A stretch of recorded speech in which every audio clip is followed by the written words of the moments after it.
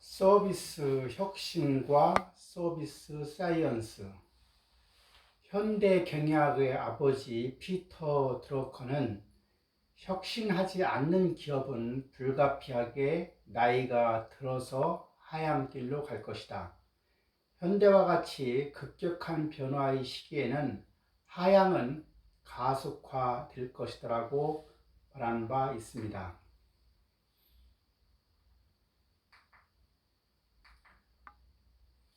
오늘날 핀테크라고 하는 말이 많이 회자되고 있는데, 핀테크라고 하는 것은 금융, 파이낸스와 기술, 테크놀로지에 결합한 서비스를 우리는 핀테크라고 합니다.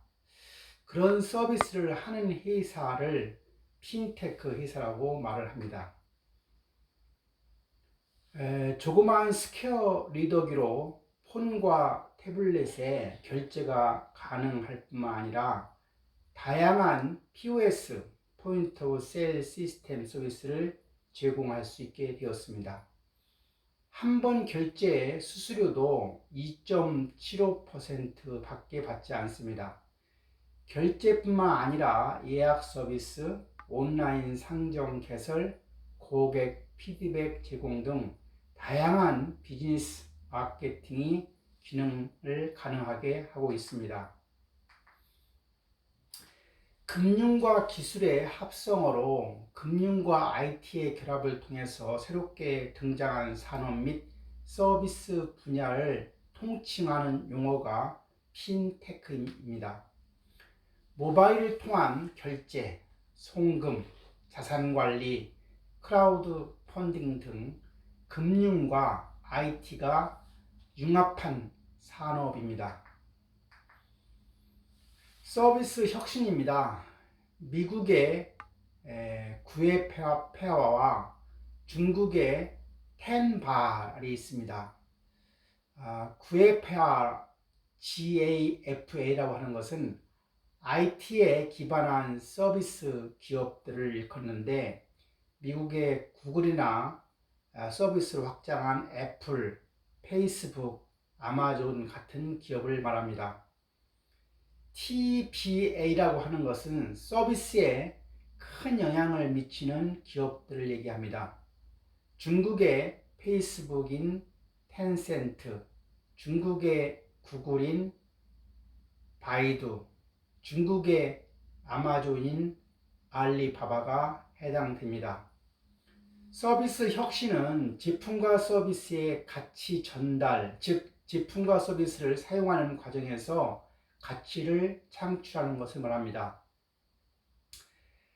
음성 검색, 세리 등 서비스화하는 애플, 이에 구에페아, 그 다음에 TBA 모두 정보통신 서비스 기업으로 서비스 경영의 혁신, 고객과 기업이 공동으로 가치를 창출하는 환경으로 변화와 프로세스 전반의 혁신과 관련되어 있습니다.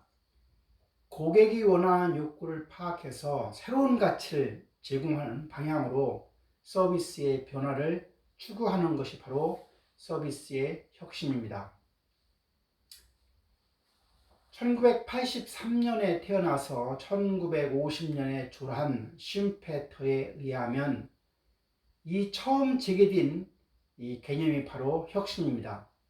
혁신은 5가지 영역, 즉 제품 혁신, 프로세스 혁신, 시장 혁신, 자원 혁신, 조직 혁신 등이 있고, 이러한 혁신이 조직의 성과를 향상시키게 됩니다. 조니와 스토리는 1998년에 공급자가 기존에 제공하지 않는 새로운 서비스를 개발하는 것이 서비스 혁신이라고 정의한 바 있습니다. 맨오로 등은 2002년도에 서비스의 개념적 변화를 고려하여 기존 고객들이 사용하지 못했던 서비스를 제공하는 것이 서비스 혁신이라고 정의하였습니다. 반디아와 에리프링은 2002년도에 조직과 이에 관련된 환경에 새로운 영향을 미치는 아이디어, 주체, 역량을 모두 포함하는 것이 바로 서비스 혁신이라고 하였습니다. 중국에는 택배 박스만 1초에 1000개, 1년이면 중국 땅을 덮을 정도로 쏟아진다고 합니다. 이와 같이 쏟아지는 중국 택배, 포장은 쓰레기통으로 중국의 전자상거래 시장이 폭발적으로 성장하면서 택배에서 발생하는 쓰레기가 심각한 환경 문제로 떠오르고 있었습니다. 중국의 한 택배업체에서 직원들이 각지로 배송할 택배 물품을 정리하고 있는 모습들을 우리는 많이 볼 수 있습니다. 중국의 택배 폭증 현상의 수치를 보면 2014년도에 139억 6천만 건이 2015년도에는 207억 건으로 2016년도에는 314억 건 등으로 많은 증가를 폭발적으로 나타내고 있음을 알 수가 있습니다.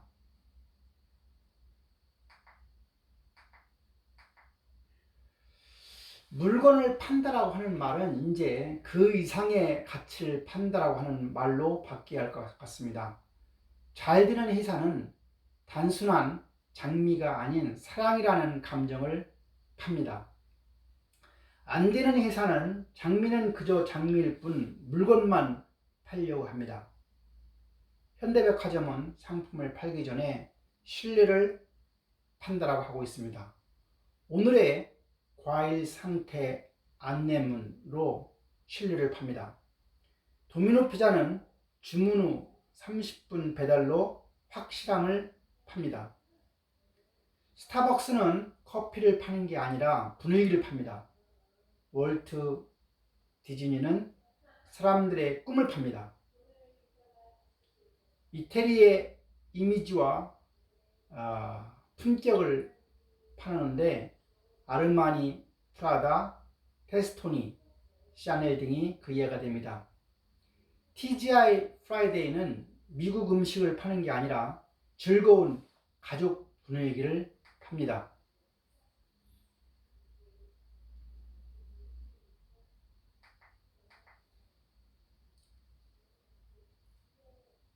아사히 야마 동물원은 시설이 낡고 규모가 작았습니다.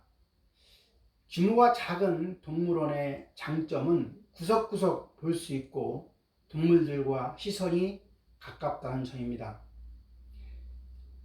아사히 야마 동물원의 성공 비결은 사육사의 본업은 사육이 아니다. 즉 기존 사육사는 희귀 동물을 잘 사육하는 것이 사명이었습니다.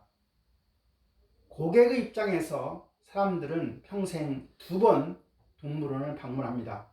어릴 때 부모님과 또 부모가 되어서 자녀들과 방문하게 됩니다. 동물원 재방문이 낮은 이유는 고객은 아프리카 사파리처럼 생생한 야생의 모습을 보고 싶어 합니다. 고객의 핵심적인 요구사항은 동물의 생생한 모습을 보는 것입니다.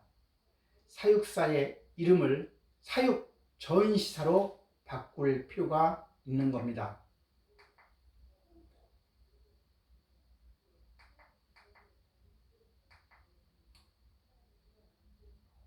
즉 생생한 동물의 모습을 보고 싶다는 고객의 핵심적인 요구사항에 충실할 필요가 있습니다. 두바이 사막을 중동의 뉴욕으로 혁신하는 경우도 있습니다. 모래마을에 최신 기술과 자본을 투하해서 혁신한 예가 됩니다.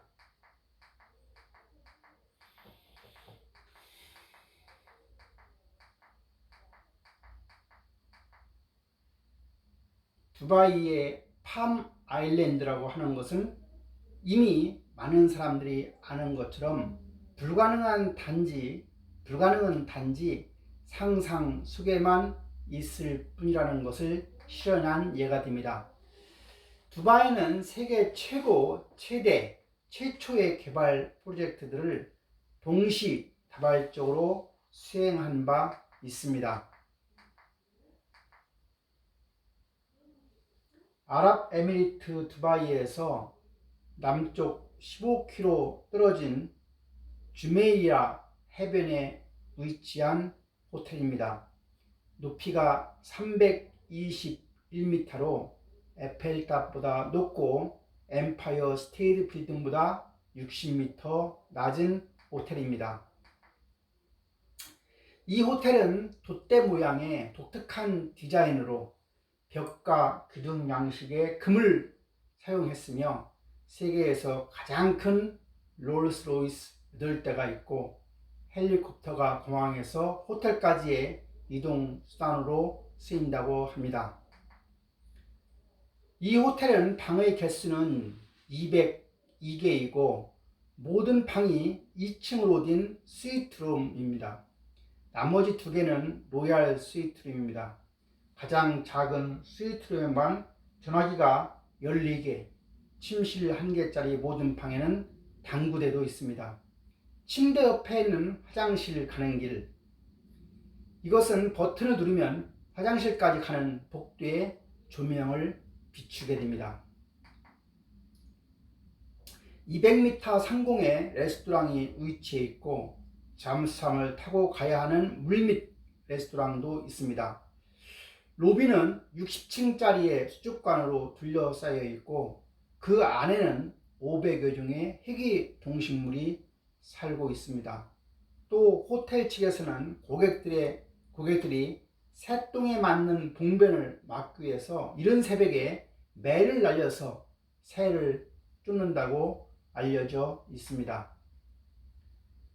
두바이의 초호화 주택에 관한 겁니다. 타이거 우즈에게 200억 불짜리 주택을 무료로 제공한 바 있고 그 이후로 축구스타 베컴, 이어서 안젤리나 졸리가 계약한 바 있고 모든 분양이 끝났고 이를 통해서 수천만 불의 이익을 올렸다고 합니다. 생활용품 시장의 경우는 시 인근에 대형마트를 건설해서 무상으로 생필품을 공급하는 중국 업체들을 입주시켜서 시장의 형성을 통해 생활용품을 공급하고 있습니다.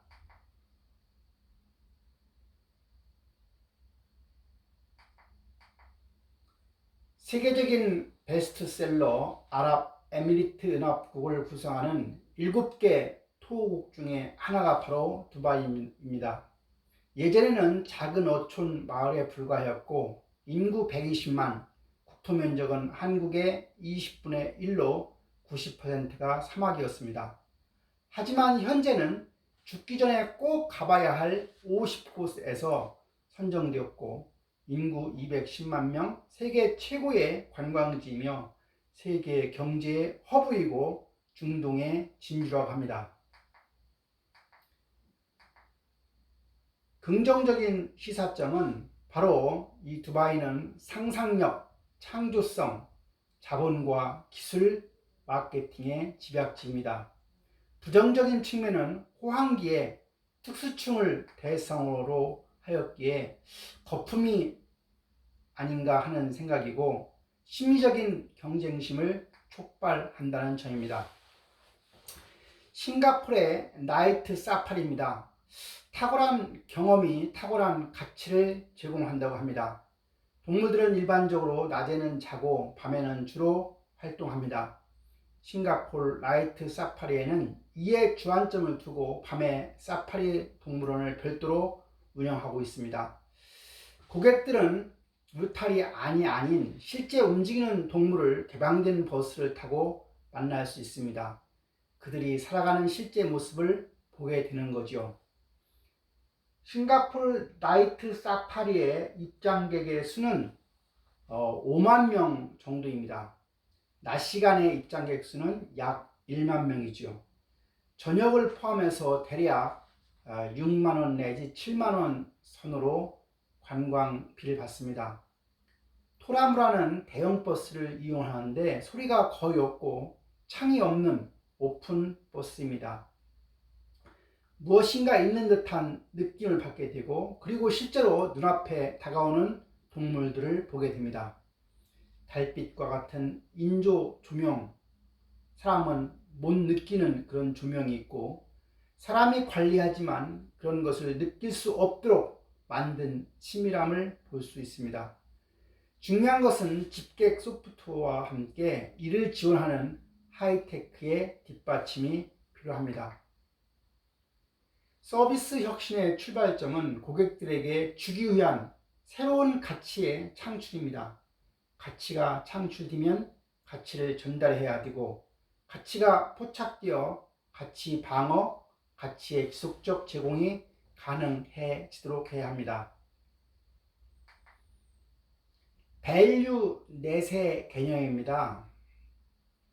가치의 흐름은 서플라이어에서 서비스 기업으로 그리고 소비자, 고객의 소리가 경청을 통해 상품에 반영되어서 공급자와의 관계를 형성하게 합니다.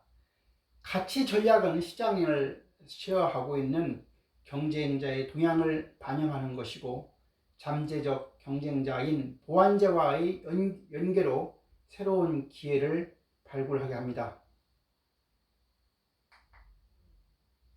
델 컴퓨터는 직접 판매 모델이라고 하는 혁신 모델을 활용하고 있습니다. 서플라이어로부터 PC 메이커에게 연결이 되면 PC 메이커가 디스트리뷰터로, 그 다음에 리테일러나 리세일러로, 마지막 파이널 커스터머로 가게 됩니다. 다시 말하면 서플라이어와 파이널 커스터머 사이에 델이라고 하는 것이 존재하는 거죠. 델의 다이렉트 모델입니다. 중간 유통 채널을 배제하고 유통 마진을 향상시켰습니다. 고객화를 통해서 차별적인 고객화 서비스를 제공하며 재고비용 절감을 통해 재고 보유기간을 6일에서 무재고로 단축시켰고 공급자와 시장 정보를 공유함으로 해서 캐시플로우의 향상을 가지고 왔습니다. 중남미는 지구촌 신흥 콜센터로 영어 스페인어를 할 수 있는 사람들이 많습니다. 다국적 기업에서 줄줄이 콜센터를 세워서 북미와 시차도 인도보다 작아서 매력적입니다. 파나마 수도 파나마시티 일곽에 자리잡은 미 PC 제조 회사인 델의 콜 서비스 센터는 2천여 직원이 3교대로 24시간 미 전역에서 걸려오는 전화를 받습니다.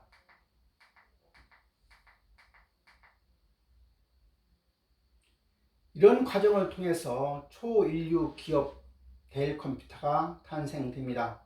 델 컴퓨터의 모토는 좋은 제품을 싼 값에 빠르게 공급한다 입니다. 이런 방식은 일본의 도요다 생산 방식, 도요다 웨이에서 나왔다고 볼 수 있고 전사적 품질 관리 TQM이라는 걸 통해서 품질 비용의 새로운 정의가 가능하였고 제로 디펙트 운동에 따라서 문제에 대한 근본적 원인을 탐구하게 한 방식입니다. 창고 및 오프라인 대리점은 없고 주문식 직판 제도입니다. 델 컴퓨터는 최고의 스피드로 부품 투입으로부터 완제품 추락까지 총 4시간만 소요됩니다. 캐시 투 캐시 사이클이 단축되어서 독보적인 재무 경쟁력을 낳게 합니다. 제조업체부터 출발해서 물류업체, 도매상, 소매상, 소비자의 단계를 거치는 방식입니다. 다양한 서비스 혁신의 유형을 살펴볼 수 있습니다. 대혁신이라고 하는 것은 아직 존재하지 않는 시장이고 최초의 TV 방송이 그 예입니다. 최초의 비즈니스는 교통카드나 스크린 골프가 해당이 되고 기존 시장에 대한 신서비스는 스타벅스에 이은 국내 커피 전문점들이고 서비스 계열 확장은 항공사의 신규 노선 서비스고 서비스 개선은 영화관 심야 상영이 그 예고 스타일 변화는 내부 인테리어나 서비스 절차, 직원 유니폼이 해당이 됩니다. 혁신적 서비스 개발 및 개선에 기반한 혁신 유형입니다.